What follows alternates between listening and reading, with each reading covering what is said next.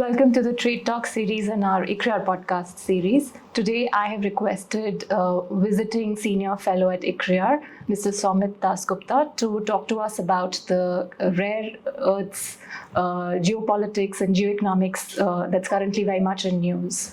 Welcome to the show. Thank you so much. I wanted you to help us understand that, in this trade war that is going on between China and the US, Beijing seems to be making moves that suggest they're using their rare earth capabilities as an advantage. So what is this whole economic warfare all about? Why we should be taking note of it here in India?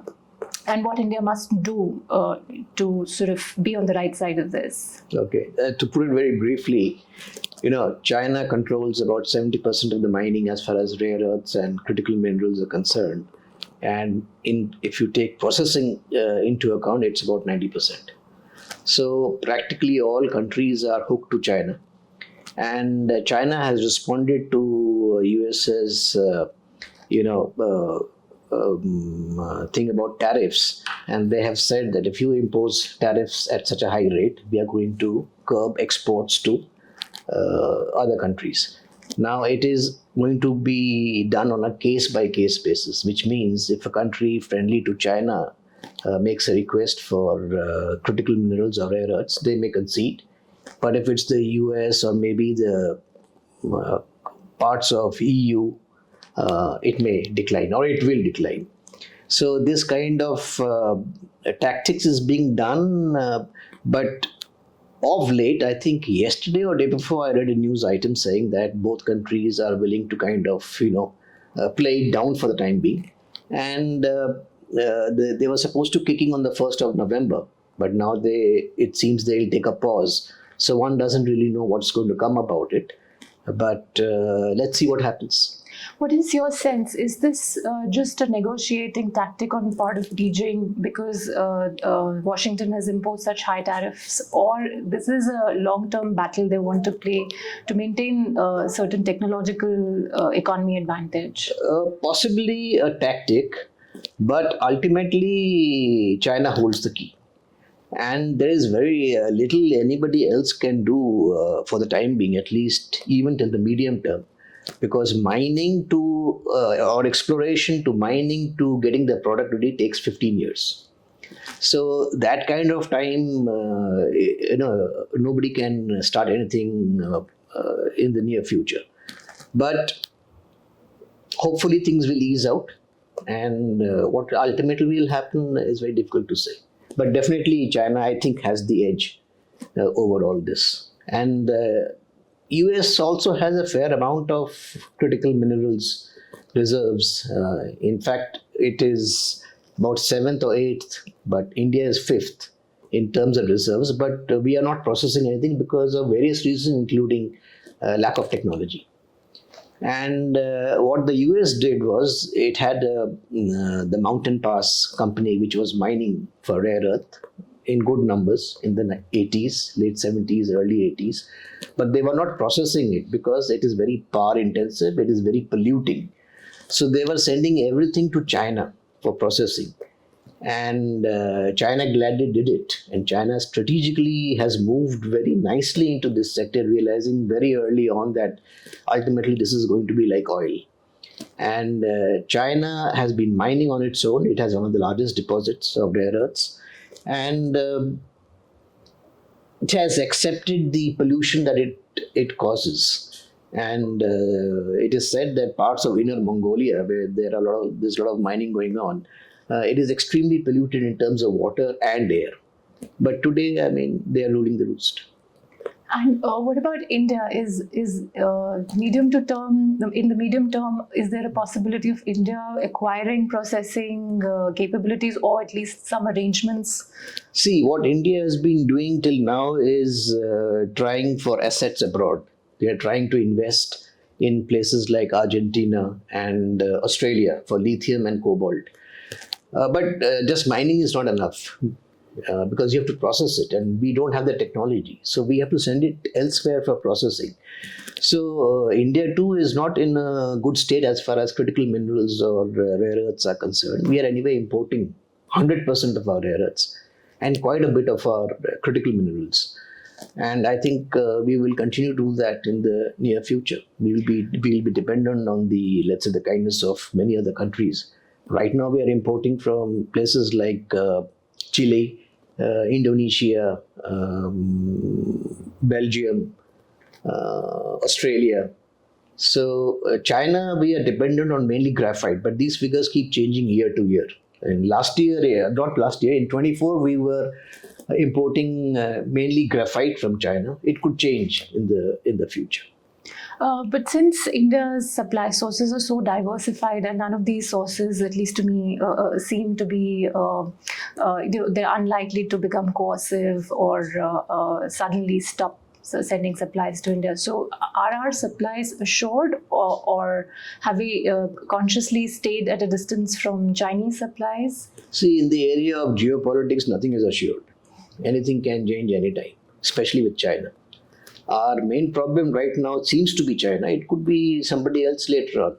But as of now, yes, I mean, we have to be careful with China. And China is somebody who will not hesitate to use this against any country it considers to be inimical. It has done against Japan in, I think, 2010. It had a border dispute with regarding some island, and there was a boat incident. So there was some accident. And China stopped exporting to Japan for a few weeks. They did it in the first term of President Trump. And now they've done it again. And now there are 12 rare earth items which are under export controls. So nothing is assured. And I believe these licensing conditions that they've just announced also concern third-party supplies, in the sense that, Yes. further supplies. Yes, that's correct. Is India vulnerable to any of these licensing conditions in this other diversified supply group? Definitely it could be. But as I said, it's all, one has to wait and see what happens. And how critical are these supplies for India in a hypothetical situation if there is a disruption of these supplies? How will it impact? See, right now we are not importing much, but given our plans, like having renewable energy to the extent of 50% of this thing, which would require a high amount of solar panels and also wind turbines. And we also want to have 30% of EVs by 2030. So if we have these kind of targets, and if we are serious about them, then you will need critical minerals and rare earths in large numbers. And so we have to make sure that we get the supplies. So it is important. And acquiring the technology and ensuring that it can be made less polluting, even in the long term, is that feasible for India? As of now, I think there is not much of improvement in technology when it comes to pollution or energy consumption. There has been some improvement, but nothing much. And it will take a while. At least India is not a leader in this area. It has to be dependent on countries, other countries, friendly countries who are willing to give the technology. But I don't see India becoming a leader in technology as far as processing of rare earths or critical minerals is concerned.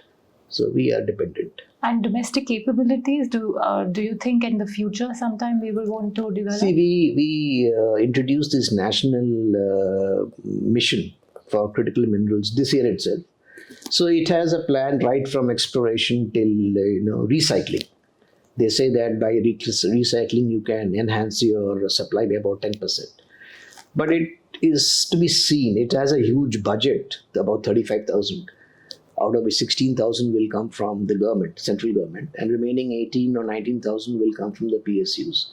But these are all plans. In India, we have seen plans are all there, but whether they will fructify or not, it will take a long term, because I think this plan is for about 7-year period. So let's see. And if the Russia-Ukraine war does get resolved, that's a big if, big question, but if it does get resolved, will Ukraine supplies come into play, and will that change the situation?